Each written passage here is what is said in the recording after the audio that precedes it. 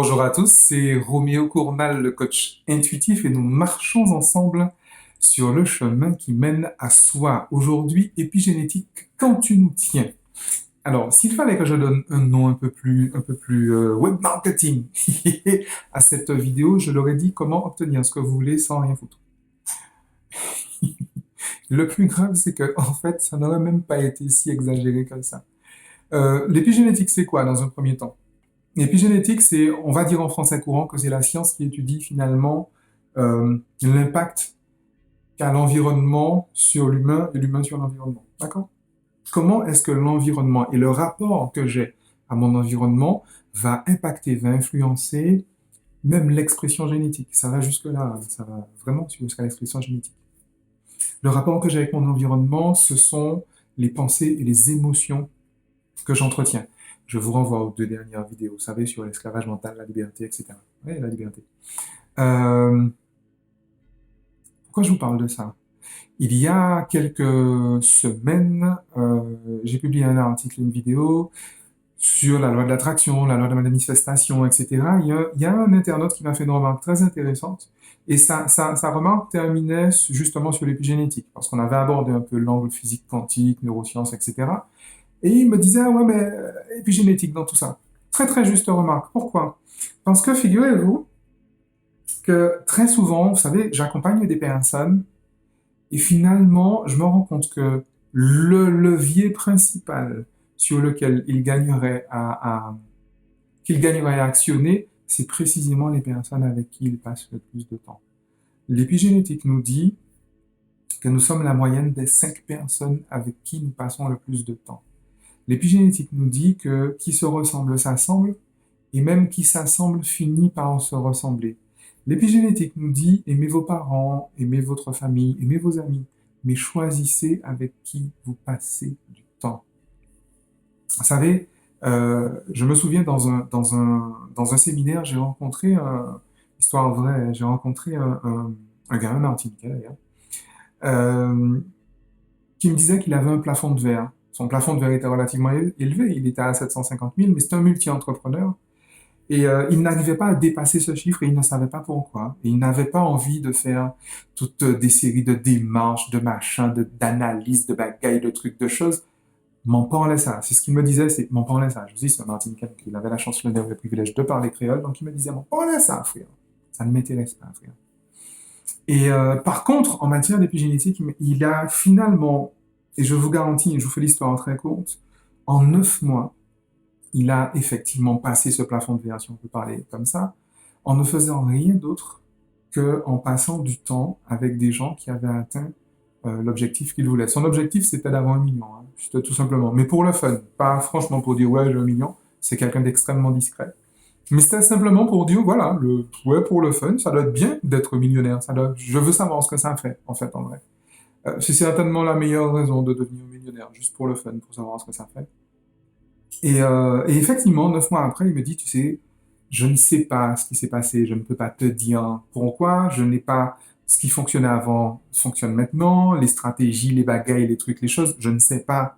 Je n'ai pas fait de séminaire, j'ai pas fait de mastermind à l'autre bout du monde, j'ai pas fait de trucs, j'ai pas fait de produits, de produits en ligne avec 40 vidéos pour avoir le mindset de je ne sais pas qui, de machin quoi. La seule chose qu'il a fait, c'est simplement qu'il a changé sa salle de sport. Il a fréquenté des salles de sport, il était fréquenté que par des millionnaires. Il s'est mis à fréquenter des clubs dont je ne sais même pas à quoi ça sert, des poney clubs, des country clubs, des machins. Je ne sais même pas à quoi ça sert, ces machins-là. Il s'est même mis au bridge. C'est trop marrant. Mais voilà, le fait est qu'en 9 mois, il a atteint son objectif. Et la seule action qu'il a posée, c'est passer du temps avec des gens qui avaient atteint ses objectifs. Pas en faisant le vampire affectif. Comment tu as fait? Comment tu as fait? Non, pas ça. Simplement passer du temps et sympathiser avec des gens qui avaient atteint cet objectif. C'est extrêmement important en termes de manifestation. Alors, je parle de projets financiers, de projets économiques, de projets matériels, mais ça fonctionne en fait dans tous les cas. Revoyez les travaux du docteur Joe, ça fonctionne vraiment dans tous les cas. Et même au niveau de l'intelligence financière, telle qu'elle est enseignée par exemple par Robert Kiyosaki, vous avez effectivement un volet très fort où en fait vous allez faire un exercice, il va vous demander de regarder les personnes avec qui vous passez le plus de temps dans un mois et de regarder de quel cadran elles tirent leurs ressources principales. Ça vaut aussi, par exemple, quand on parle de relations de couple, quand on parle de relations amicales, de relations sociales, de relations familiales.